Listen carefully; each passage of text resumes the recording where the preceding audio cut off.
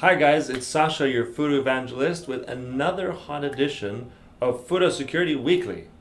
Telecom fraud, medical devices, passwords leak at Facebook, and driving tech. Professionals and security experts in both Europe and the US are warning that the telecom threat landscape is evolving. According to Europol and Trend Micro's joint cyber telecom report, which was released this year, telecom fraud costs the industry and end customers well over 29 billion euros each year. What has contributed to the rise is the evolution from switchboard operators to packet switch networks. This has resulted in criminals replacing traditional financial crimes with telecom fraud. Another highlight of the report is the origin of all this telecom fraud. Sadly, more and more fraudsters originate from developing nations. Many US media outlets have joined the warning to the public about the scam calls on the rise across the US. Though not all of the bad guys stem from developing nations abroad.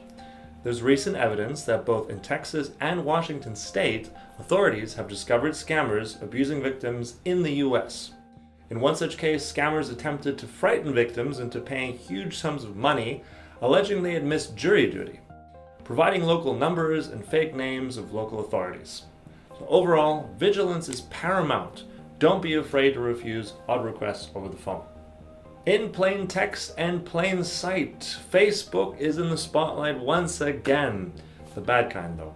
The company has revealed that it stored hundreds of millions of user passwords in plain text. That's right, hundreds of millions. That affects Facebook Lite, regular Facebook, and Instagram. The social media giant noticed the security flaw in a routine maintenance check.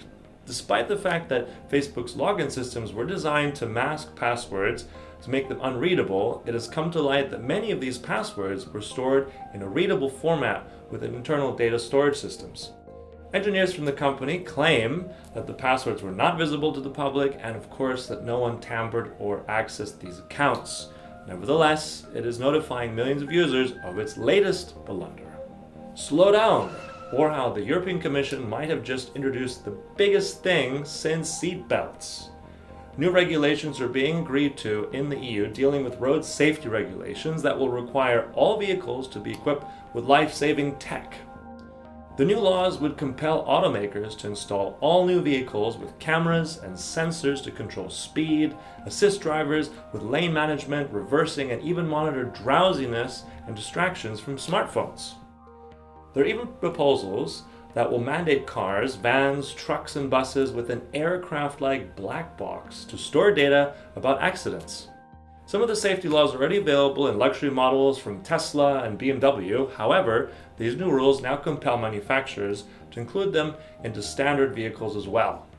Across the EU, over 25,000 people die every year in car accidents, the majority of them being caused by human error, according to EU Commissioner Elizabeth Bienkowska. Definitely a landmark day for safety, though there are many questions on how cybersecurity will factor into all these new systems, as well as the backlash of those folks who just want to go faster. There's been great strides in health tech over the years, though with the increasing digital transformation, new threats have risen just as quickly. Some of those life-saving medical devices are vulnerable to hackers, which may allow them to be controlled remotely. Frightening concept indeed.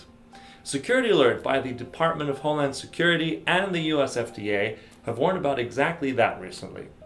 The alert warned caregivers and patients who use Medtronic ICDs or defibrillators that there exists a serious security flaw, as these devices do not use encryption, authentication, or authorization. In essence, this means that if exploited by a hacker or an unauthorized individual, someone could access and manipulate the device or monitor. A nightmare scenario, as criminals could use radio communications to take over the medical devices while they were inside a patient.